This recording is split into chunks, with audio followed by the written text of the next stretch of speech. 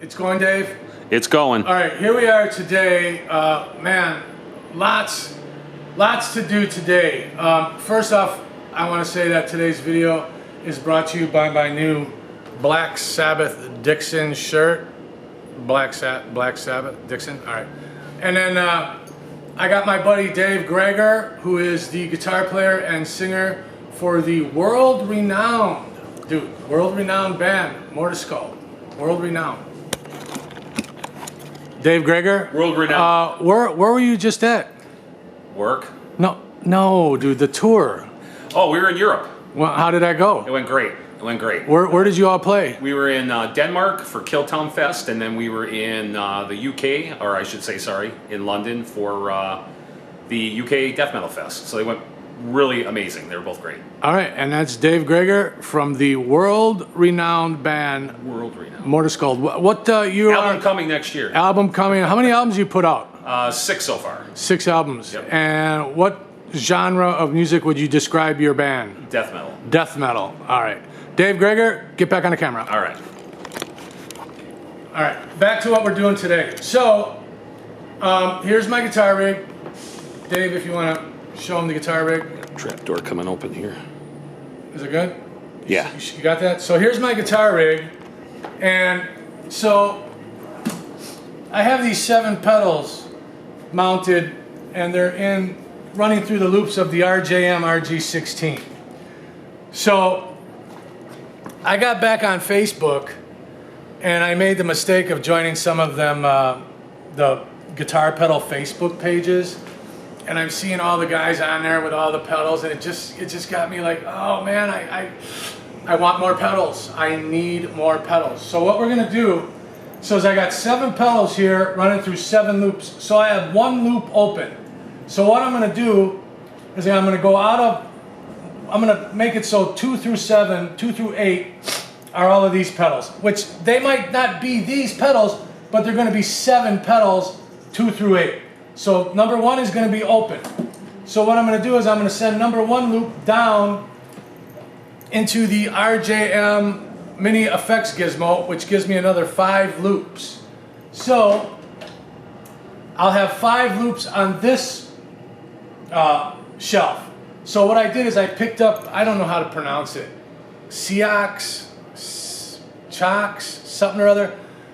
I did a lot of research, and this is supposed to be a really, really good power supply. And the main reason I got it is because it also provides 18 volts, because I bought from Australia, I forgot the company's name, but they make a flanger called the Elastic Mattress, which is supposed to be a take on the Electric Mistress from Electro Harmonics. So it runs on 18 volts, so that's why I got this power supply. So that pedal is actually on its way to me. So here's the power supply.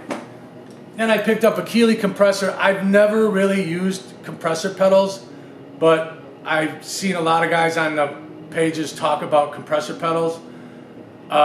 So I'm gonna really give this a try and see how it works. Mostly for my clean sound, but we'll see if I want it on for any of my dirty sounds. And then this came today too. This is a custom pedal. Can you see the logo? Mm-hmm. So that's the logo. That's the logo for the new band I'm playing in, Driving Miss Crazy. I met a guy on one of the Facebook pedal pages. I don't know, we got to talking about stuff. I don't know how it came about, but we started talking about them Klon, K-L-O-N, Klon Overdrive pedals, which I don't understand it. I don't understand why these things sell for, I mean, upwards of what, $7,000 for these fucking overdrive pedal, mystical overdrive pedal. So I guess there's a lot of guys out there building these Klon clones. Try and say that real, Klon clones. So this guy, we started talking, I'm like, he said he built these Klon clones. I'm like, hey man, you want to build me one? He's like, yeah, sure. So I sent him the artwork. He built me this Klon clone that I got today. So I'm going to be trying that out. So what I'm basically going to be doing today is I got another power supply a Voodoo Lab pedal power. I'm gonna have it all set up on the top of my rack with the power supply. I'm gonna go through all of my pedals and find out what is the best order for me and my rig to be running my pedals. Because some people will say you run the compressor first before an overdrive or a distortion. Others say you can run it after the overdrive or the distortion. So that's what today's project is going to be all about. First off, finding out what pedals sound the best in what order. Did we get all that? Is that a lot of information, Dave? It's a lot of information. Dave Greger from the world-renowned band Motorskull. All right, let's plug. Shameless plug. Let's get started. All right. All right, so the first thing I did is, like I said, I got this new clone pedal, and just because I'm old and my memory's going, and you know, I used to do whatever. Shane Welch is the guy that built this pedal for me, and I'm digging it, man. So I got it from my pedal board. I'm going into here and I'm doing a comparison. My main overdrive that I've been using is the Keeley Red Dirt. So I got the gate off on my rig right now, and this pedal is on.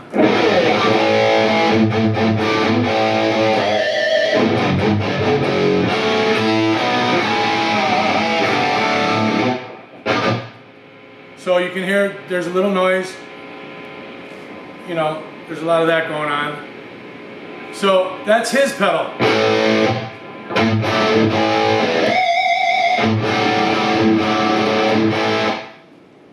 I turn that off and I go to my main pedal, the Keeley Red Dirt. A lot noisier. You hear that? Can you hear that, Dave? Dave Greger. It's totally. From World Renowned Motorskull. It's loud. It's noisy. I hear it. So. Less.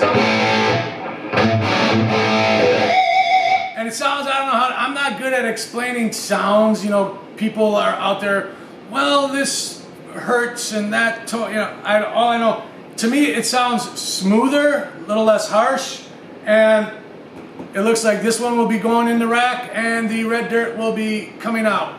The next test is I'm going to find out where this goes the best in correlation to the overdrive. Even though I mainly bought this for my clean sound, I still want to know if I want it in front or behind the overdrive. So we're gonna do that next. So later. All right. So no, I don't. I'm not gonna keep this compressor. I don't like it. I don't like it what it's doing. I've tried the different settings that they show online for the different things, and I don't like it. I don't like compressors. I've never used one. I thought I'd give it a shot. So the compressor's got to go.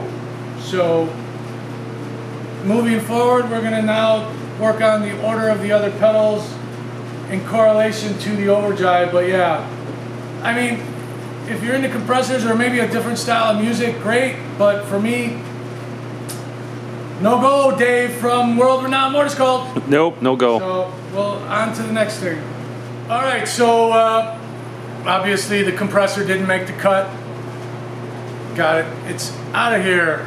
So next I wanted to see where the EQ would be best before or after the overdrive. And as far as noise goes, added noise, it's very close. Before or after, the noise is very close. But running the EQ before the overdrive, I like the sound better. It sounds better. It seems to kind of smooth things out. And get a shot of the EQ here, Dave. I kind of run it's like an 800 hertz mid boost. Not like I know what any of that stuff means. It's just because it says 800. That you get that, Dave. Dave, I got it. World Renowned Motorskull Dave. That's right. So it kind of gives me that like Randy Rhoads mid boost, almost also Striper with that mid boost. So I like how it sounds before the overdrive.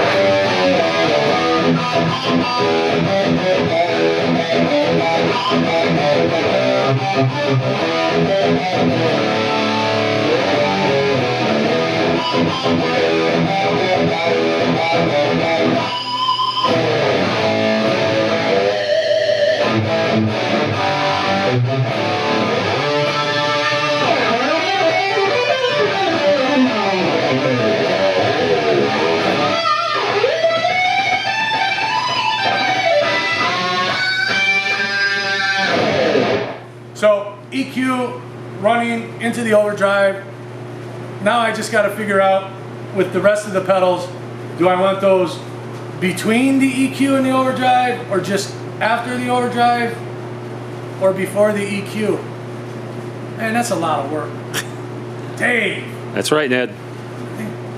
Oh, Dave. All right, well, on to the next thing.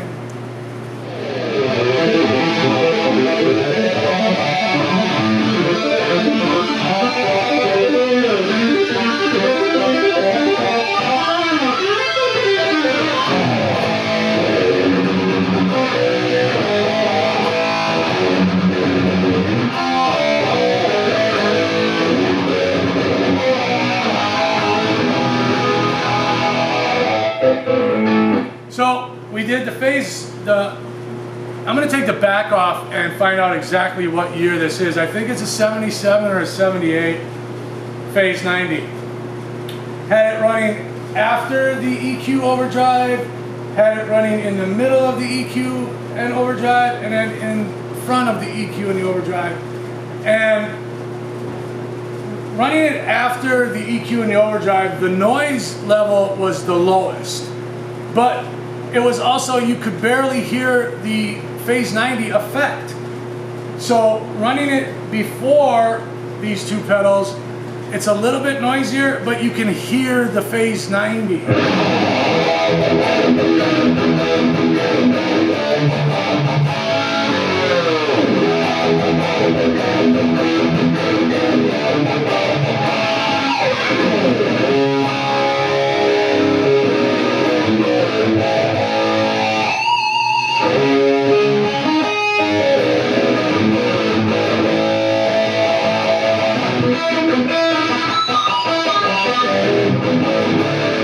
So, phase 90 test is done, running it before the two pedals. So, next we're going to try I got this vintage DOD 440 envelope filter. So, that's next.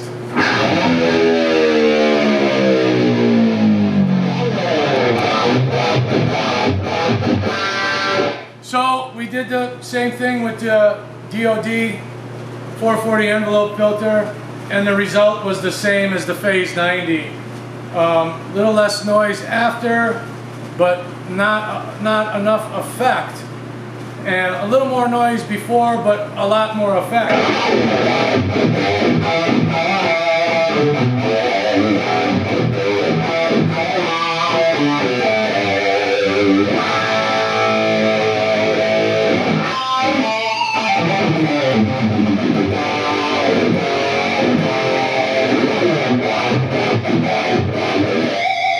So, next, onto the flangers.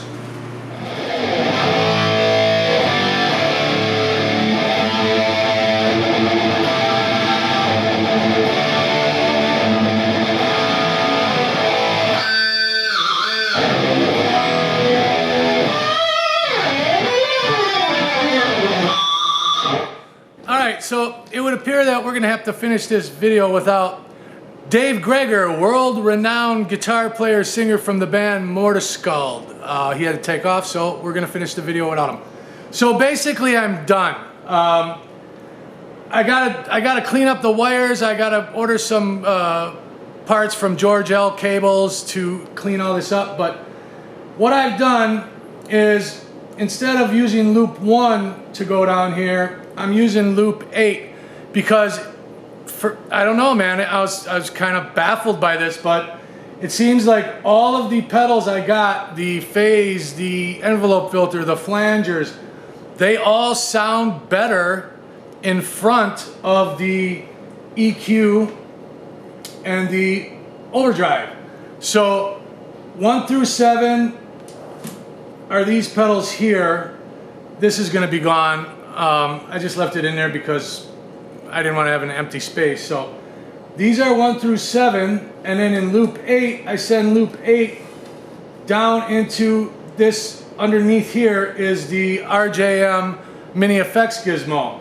I got the new power supply velcroed on top. It just seemed like the best place to put it.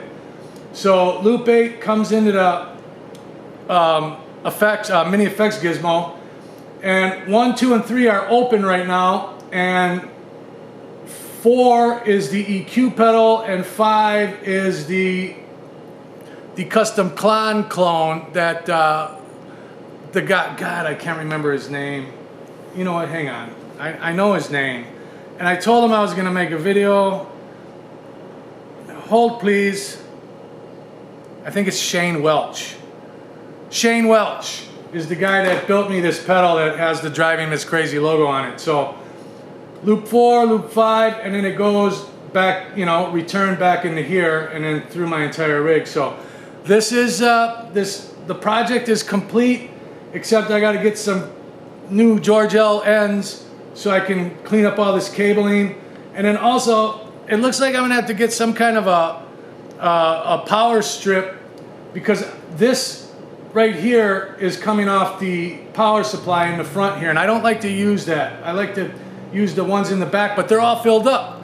So I'm gonna get some kind of a power strip and mount that in the back of my rack, so then this will get plugged in the back, and I'll have this open, because I usually use this to charge up my wireless transmitter. And the only other thing is, I was able to find a black face IntelliFX that was on reverb.com, that was coming from a music store. They said excellent condition, working 100% perfect. So I wanted a black face. I ordered it. So once I get that black face, and if it indeed works and functions 100%, this is coming out, and I'm putting that black face in, and I'm gonna just sell that and get rid of it. So yeah, the rig is done. Got, you know, kind of sloppy wiring right now, but I'm gonna clean that all up, and I'm digging it.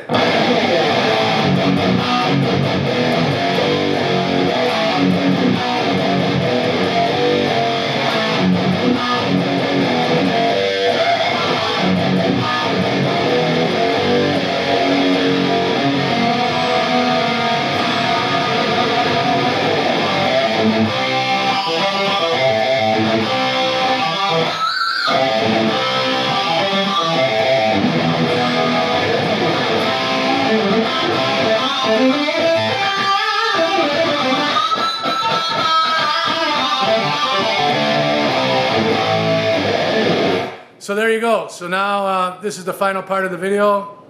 I'm donezo. I'm gonna edit and put it up on my YouTube channel. Lates.